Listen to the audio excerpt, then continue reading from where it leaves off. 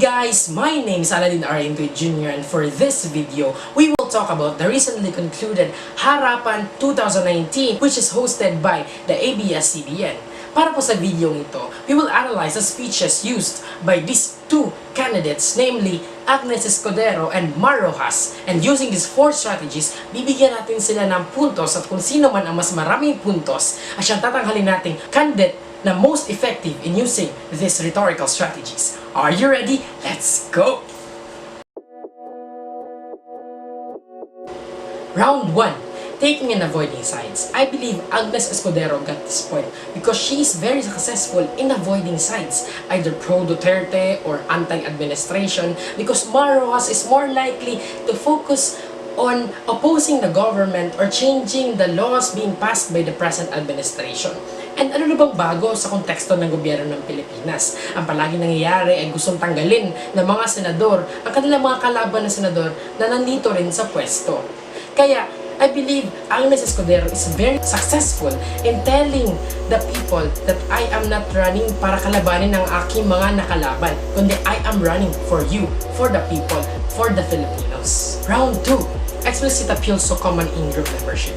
I believe Agnes Escudero also got this point because she is very consistent all throughout the debate in routing her answers through our IP brothers and sisters' beliefs, traditions, and cultures.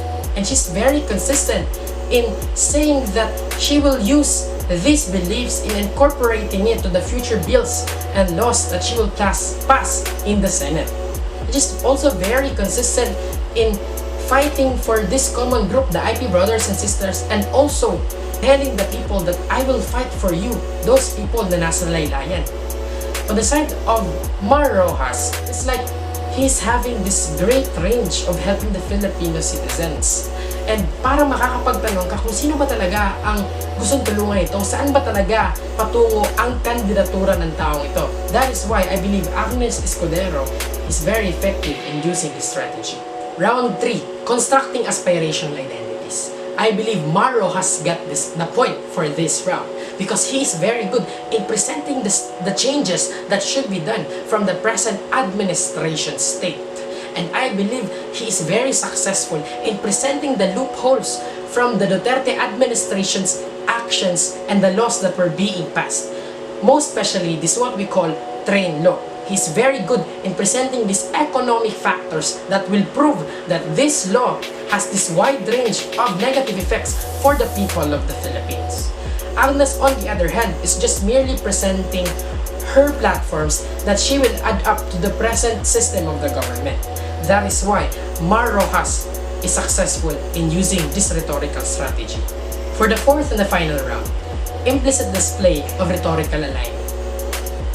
Pareha naman silang dalawang gumagamit ng mga we, us, tayo, natin. Pero I believe mas na-stand out si Agnes Escudero because she's very successful in presenting herself as a member of the people in the lower classes or the masses. As a member of the IP group. Nagsuot pa nga siya ng parang sa taas niya nagawa sa IP ng mga materials. Kaya para masasabi mo that she is really fighting for those people, for this common group. Yun niya. 3 points for Agnes and 1 point for Mar Rojas. So I believe Agnes Escudero used 3 out of 4 strategies very well.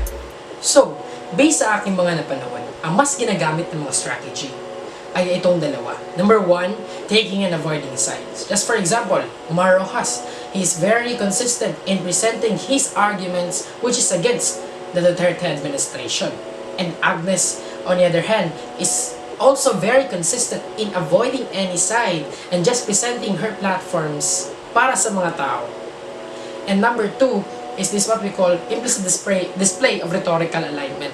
All throughout the debate, all of them are very consistent in using these collective pronouns. Lastly, I believe the speeches are enough to persuade me as a voter. And I even use this activity to choose the right person or candidate for the upcoming elections.